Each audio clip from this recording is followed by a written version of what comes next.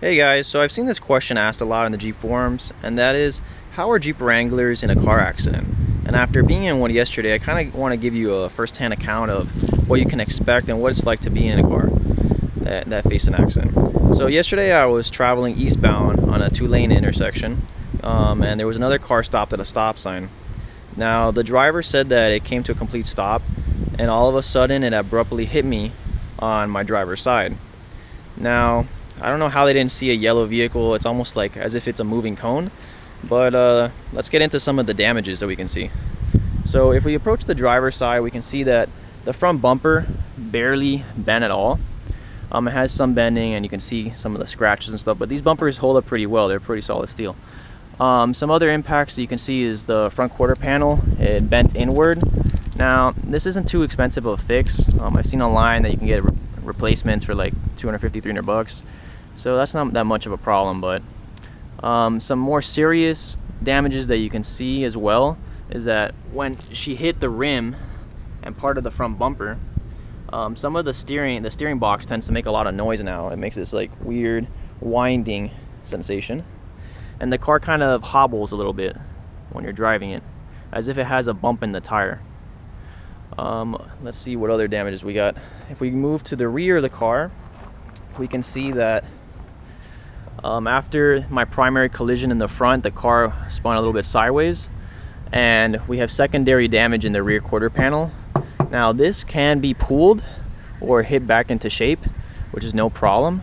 Other damages that we can see as well, or if we look down below where the gas tank skid plate is, these bolts kind of look sideways, and there's a little bit of a gap here. And if we look closer where the exhaust is, the gas tank skid is a little too close to the exhaust from where it was before. And lastly, some other damages are, if we look at the passenger side, which did not face an impact, we can see that the leaf spring is perfectly straight, right? So it's as straight as can be.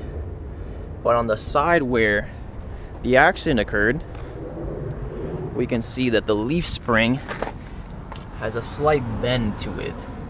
So this is gonna have to be checked out when we take it to the body shop, as well as ask the guy to check if there's any alignment issues with the chassis.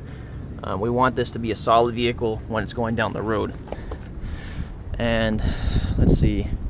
Oh, and last but not least, when it took the impact, the hood kind of went sideways and sheared right off the hood latches.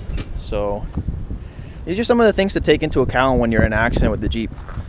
If I was to improve the safety on this vehicle in the future, what I'd probably do is maybe put a little cage or something to go right here to protect the driver and the passenger a little bit better. I feel like if this was in a T-bone accident, it probably would have been a different story, and thank God it wasn't that, because the doors are pretty hollow as they are, so you can remove them.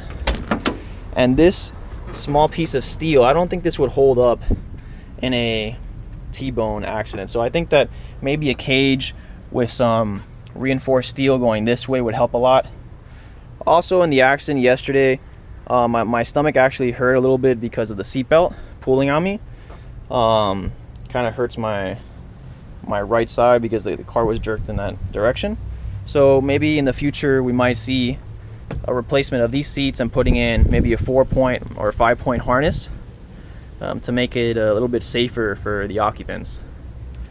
If you guys have any questions on the accident, or have any other questions about the safety of this vehicle, or whether I would recommend it to first-time drivers, please leave a comment down below. And if you like this video and you like the content on this channel, please subscribe. We'd like to have you in our Jeep family. Thanks a lot for watching, and have a wonderful day. Thank you.